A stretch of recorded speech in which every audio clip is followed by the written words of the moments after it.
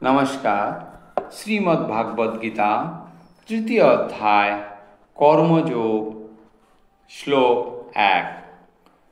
अर्जुन उवाच जयोषि चेत् कर्मणस्ते मता बुद्धि जनार्दन तत्किं कर्मणि घोरे मां नियोजयसि केशव। অনুবাদ, অর্জুন বললেন, হে জনার্দন, হে কেশব, যদি তোমার মতে কর্ম অপেক্ষা বুদ্ধি শ্রেয়তর হয়, তাহলে এই ভয়ানক যুদ্ধে কেন তুমি আমাকে নিযুক্ত করতে চাইছ?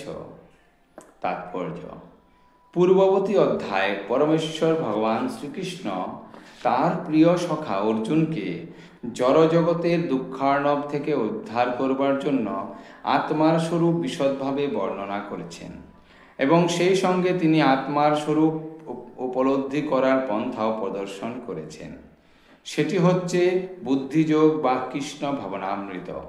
কখনো কখনো কৃষ্ণ ভাবনামৃতকে ভ্রান্তিবশত কর্মবিমুখতা বলে মনে করা হয় এবং এই ধারণায় বশবর্তী হয়ে অনেকে নির্জনে ভগবান শ্রীকৃষ্ণের নাম জপ করে কৃষ্ণ ভাবনাময় হয়ে ওঠার চেষ্টা করে, কিন্তু কৃষ্ণ ভাবনামৃতের দর্শন সম্বন্ধে শিক্ষালাভ না করে নির্জনে কৃষ্ণ নাম জপ করার মাধ্যমে কেবল সাধারণ অজ্ঞলোকের সস্তা বাহবা লাভ উপদের যোগ্য নয়।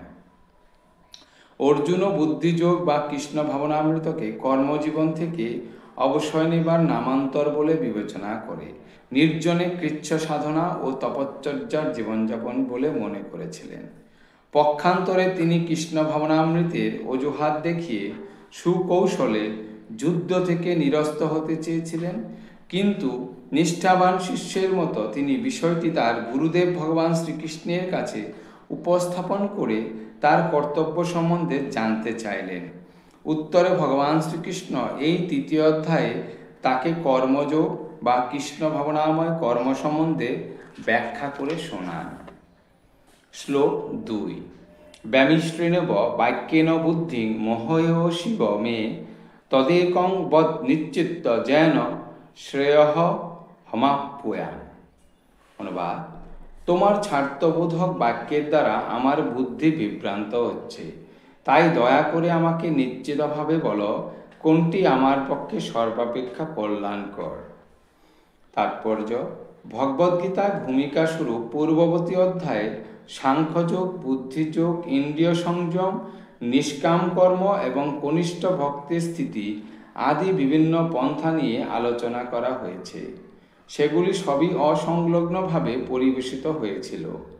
কর্মোদ্যোগ এবং উপলব্ধির জন্য এই বিষয়ে আরও সুবিন্যস্ত নির্দেশাবলীর একান্ত প্রয়োজন। সুতরাং অর্জুন আপাত বিভ্রান্তিকর বিষয়গুলি আরও সরল করতে চাইছেন, যাতে সাধারণ মানুষেরাও কোনো রকম অপব্যাখ্যা ছাড়াই সেগুলি গ্রহণ করতে পারে।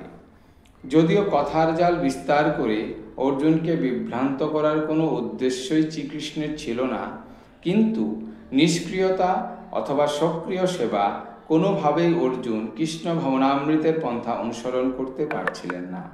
পক্ষান্তরে বলা যায়, ভগবদ্গীতার রহস্য উপলব্ধি করবার উদ্দেশ্যে গভীরভাবে আগ্রহী শিক্ষার্থীর জন্য অর্জুন নানা রকম প্রশ্ন করে কৃষ্ণ ভাবনামৃতের পথকে সুগম করে তুলেছেন।